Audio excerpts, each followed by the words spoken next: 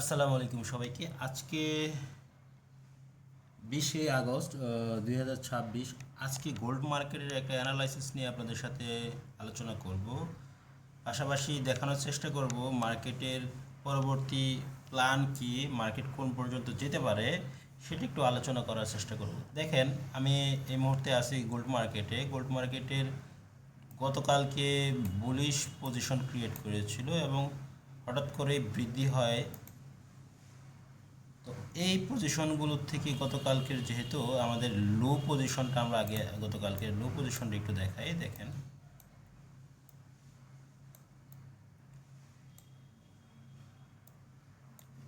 গতকালকের লো পজিশন ছিল হচ্ছে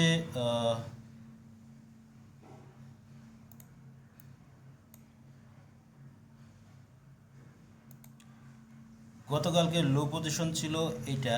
আমরা মোটামুটি 4324 থেকে আমরা লো পজিশন পেয়েছি প্রিভিয়াস ডে অনুযায়ী। গতকালকের এটা হচ্ছে লো। দেন মার্কেট বুলিশ কন্টিনিউশন করে, হচ্ছে ব্রেকআউট করে অ্যান্ড রিটেস্টমেন্ট কমপ্লিট করে মার্কেট বুলিশ কন্টিনিউশন হয়। এই পজিশন থেকে বুলিশ ক্রিয়েশন করে।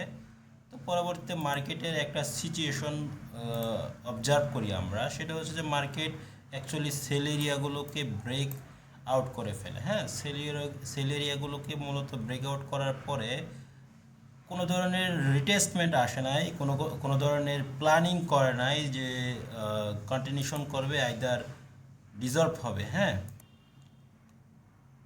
সো যেহেতু মোটামুটি রিটেস্টমেন্ট দেয়নি, মার্কেট কোনো জায়গায় রিটেস্টমেন্ট নাই, সব বুলিশ কন্টিনিউশন এবং ব্রেকআউট সিচুয়েশন হয়েছে। মার্কেটের টার্গেট কি ছিল সেটা আসলেই বলা দুষ্কর ছিল। তবে আজকে 20শে আগস্টে আমরা যেটা পেয়েছি মার্কেটের ভিতরে, সেটা হচ্ছে যে আমাদের 4520 পর্যন্ত হচ্ছে হাই ছিল মার্কেটের। হ্যাঁ, এই হাই থেকে মার্কেট নিচে নামার একটা প্ল্যানিং করেছে এবং মার্কেটের একটা পজিশন ক্রিয়েট হয়েছে। এখানে একটা সাপোর্টের এরিয়া আছে। দেন মার্কেট এই জায়গায় একটা অর্ডার নিয়েছে, বুলিশ অর্ডার। সো এই অর্ডারগুলো নেওয়ার পরে মার্কেটের যে পজিশন আছে সেই পজিশন অনুযায়ী মার্কেট নিচে আসতেছে। আমরা এখন যে প্ল্যানিংটা আপনাদেরকে দিব সেটা হচ্ছে যে মূলত আমরা যদি মার্কেটকে এই পজিশনে পাই এবং বুলিশ কন্টিনিউশনকে যদি রেসপেক্ট করে, আমরা এখান থেকে প্রপারলি বাই সিলেকশন করে বুলিশ কন্টিনিউশনের জন্য বাই এন্ট্রি গ্রহণ করব। এটা হচ্ছে আমাদের প্রথম প্ল্যান। সেকেন্ড প্ল্যান হচ্ছে যদি মার্কেট এই জায়গায় কোনো ধরনের বুলিশ কন্টিনিউশন অথবা রেসপেক্ট না করে, সেক্ষেত্রে আমরা 4459 থেকে আবার বাই করার প্ল্যান করব। এখানে যদি মার্কেট বাই সিচুয়েশন না করে, থার্ড পজিশনে এসে আমরা বাই করতে পারবো। অর্থাৎ আমি আপনাদেরকে ক্লিয়ার মেসেজ দিতে চাই, মার্কেট এই পজিশনে এসে রেসপেক্ট করবে, আমরা বাই পজিশনের জন্য এন্ট্রি গ্রহণ করব এবং সেটা আমাদের প্রিমিয়াম গ্রুপ এবং ইনভেস্টর প্রো গ্রুপে দিয়ে দেওয়া হবে। পাবলিক গ্রুপে দেওয়া হবে কি না সেটা আমরা কনফার্ম না, তবে হ্যাঁ, একটা সিগন্যাল অবশ্যই পাবলিক গ্রুপে থাকবে আজকে ইনশাল্লাহ।